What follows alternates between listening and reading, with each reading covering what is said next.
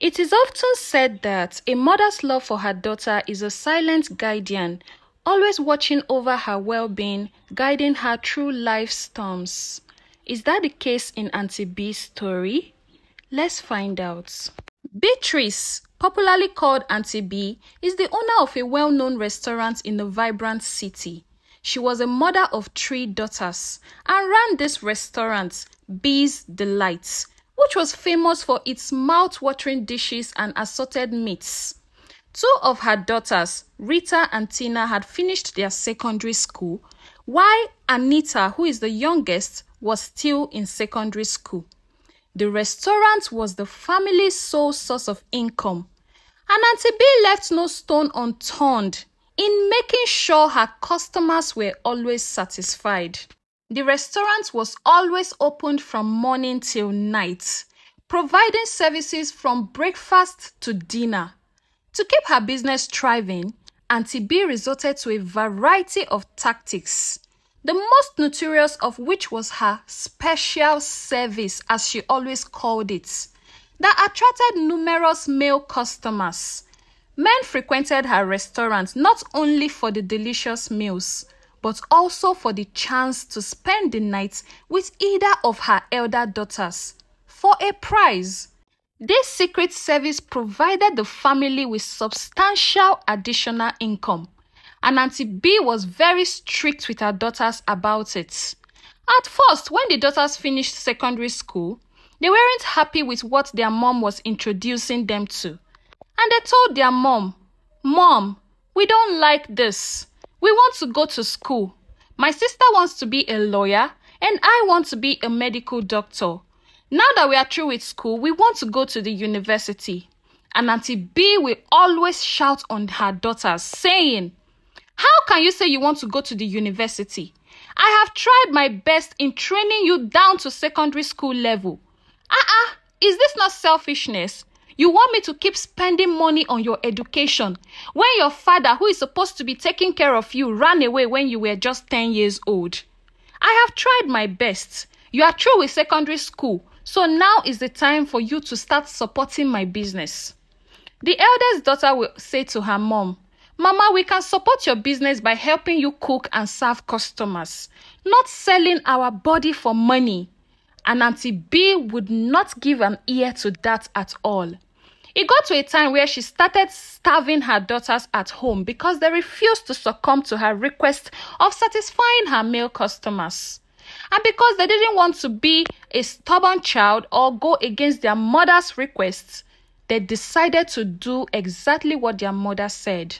Auntie B started using her daughters as business, counting money every morning, because whenever the daughters returned from the male customers' houses, they always came back with huge amounts of money.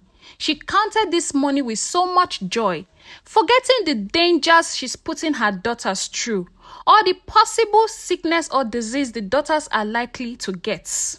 Dear viewers, are there really mothers like this? Have you heard a story or come across a mother like this?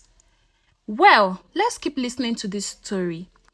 Most people believe the success of Auntie B's Delight was due to the exquisite food she made, unaware that the daughters' nightly company played a significant role.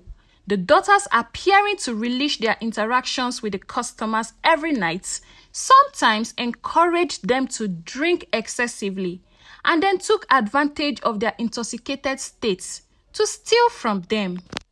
Auntie B always encouraged her daughters to keep doing what they are doing. She always praised them.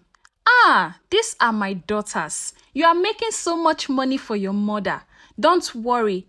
Tomorrow, I will buy you beautiful clothes, beautiful and attractive ones, and I'll buy you some more hairs and makeup so you can look more attractive.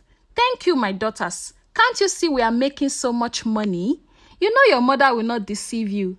We are making money, and that is all that matters.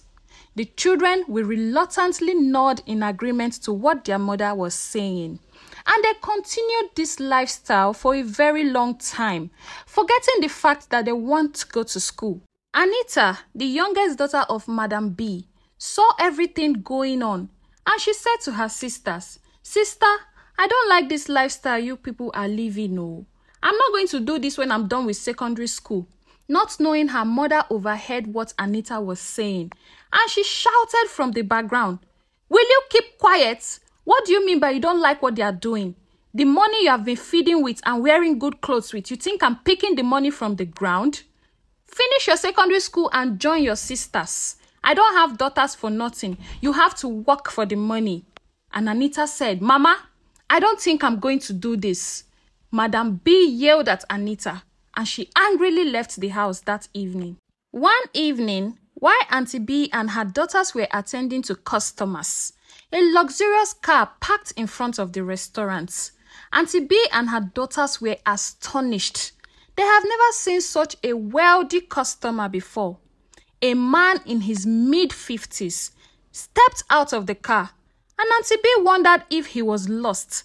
To her surprise, he walked in and requested for a menu. Auntie B quietly said to her daughter, "This man seems very wealthy. Opportunities like this are rare. Do whatever it takes to make him want to stay with you tonight. If he becomes a regular customer, we will make a lot of money." And her daughter responded with a smile, "Don't worry, Mama. I've got this under control. He will be captivated by me." Tina assured her mother as she prepared the food. With a confident smile, she served the man. "Here is your order, sir. And there's something extra that can help with digestion if you are interested," Tina said, subtly flaunting her allure. The man's entrance focused more on her than the food. The man ate his meal, and after the meal, he approached Auntie B and her daughters to settle the bill. He handed Tina a generous sum of money. "I know this is more than what I owe, but consider it a token of appreciating your beauty. I will come back tomorrow. Then I will take the extra digestion you said." And Tina understood with a smile and responded to the man, "Don't worry, sir. I'll be here tomorrow night, waiting for you." Auntie B was very excited about the huge amount of money this customer gave to Tina. And she said to Tina, Tina, you have to make sure you work hard when you follow him home tomorrow. This customer is rich." And Tina said, "Mama, don't worry. You know I always make you proud." The next day, Tina was feeling an unease in her spirits. And she said to the mother, "Mama, I don't think I will follow that man home this night. I'm having an uneasy feeling about him." "Don't worry, Mama. Maybe some other time I'll follow another customer." And Auntie B yelled back at Tina, "You dare not say that. Ever since we started this business, this is the richest customer so far. How can you say you don't want to follow him this night when he comes? Tina, I don't want to hear that, oh. You better follow the man when he comes back." And then Tina responded, "Mama, please. Anytime I think of the man coming to pick me this evening, my spirit is always not accepting it. My heart is always skipping. Let's just let go of this man." And Auntie B was not ready to listen to whatever her daughter was saying. And she said, "Tina, you must follow this man, and that is final." And because Tina wanted to respect her mother as usual, she reluctantly agreed to follow the man. That evening, the elderly man arrived with his luxurious car as usual, and he went straight to Auntie B, addressing her directly. "I would like to spend some days in my house with your daughter." Auntie B was like, "Days? That will cost you a lot of money." And the man said, "No problem. I have the money. I will pay as much as you want and even more." Auntie B, upon hearing that, agreed to his bidding without thinking twice. Who was this mysterious man? Was Tina's life in danger? Auntie B did not think of any of that. She pushed her daughter Tina into the man's car, telling her to make sure she behaves very well so they can get more money. And the man left with Tina. Auntie B did not suspect anything because the man already told her that Tina was going to be spending a lot of days with him.